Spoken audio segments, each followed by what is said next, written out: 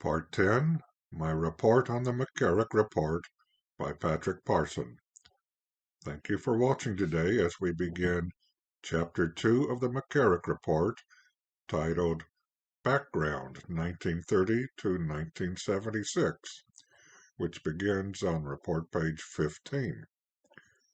Will this explain how a person could evolve into a despicably vile individual capable of infamous, reprehensible acts while under the guise of a church leader? Let's find out.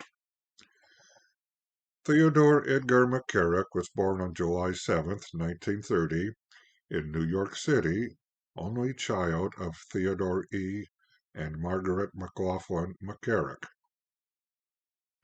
McCarrick's father, a ship captain, died when McCarrick was 3 years of age. Because his mother worked in a factory to support the family, McCarrick was raised primarily by his maternal aunt and grandmother. The report does not mention any male influences in his early life. He graduated from Fordham Preparatory School, a high school, in 1949, then spent over a year in Switzerland, where he attended the Institut Rosenberg and École Lemania. Unfortunately, the report gives no hint why he chose to go to Switzerland or what the schools are like. McCarrick did develop a facility in French, German, and Italian, which undoubtedly helped prepare him for later international activities. Then McCarrick attended Fordham University in New York, receiving a Bachelor of Arts degree in philosophy in 1954. He received a Master of Arts in theology from New York's St. Joseph's Seminary in 1958 and was ordained a priest in New York by Archbishop Francis Cardinal Spellman. Later that same year, McCarrick was assigned to study for a degree in sociology at the Catholic University of America, CUA. He obtained a Ph.D. in sociology in 1963. His doctoral thesis was a study of the differences between vocation-productive parishes and parishes that did not produce vocations. Later in 1963, McCarrick became assistant to the college rector and was the university's first director of development, which was a fundraising position.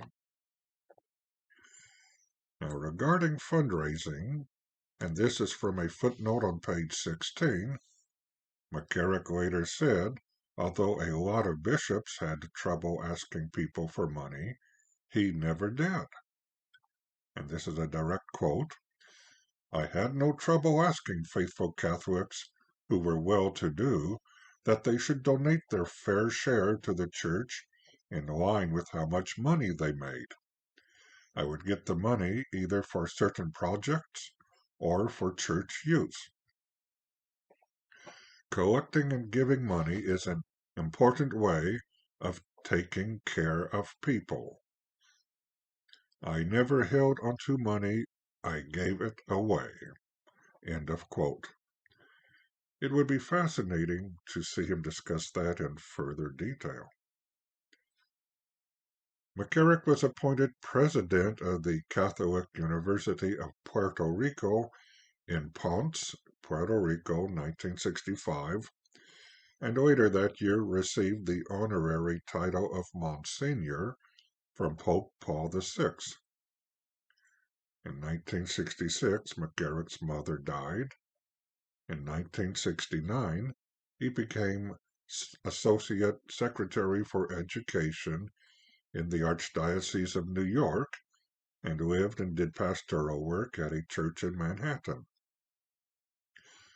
Then, in 1971, McCarrick became one of two secretaries for New York Archbishop Terence Cardinal Cooke.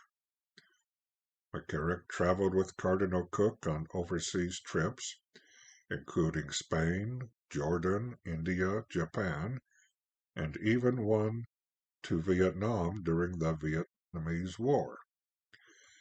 Through his association with Cardinal Cooke, McCarrick met American political and religious figures of the highest levels, including presidents of the United States and Archbishop Fulton Sheen. Now we will continue with page 17 next time and look at some of McCarrick's fundraising activities, which appear to have been a significant factor in his rise in the hierarchy, despite the reports downplaying their role in Holy See decisions made about McCarrick. Until then, let us remember our own weaknesses and our total dependence on God as we say the Fatima prayer and ask mercy for ourselves and others.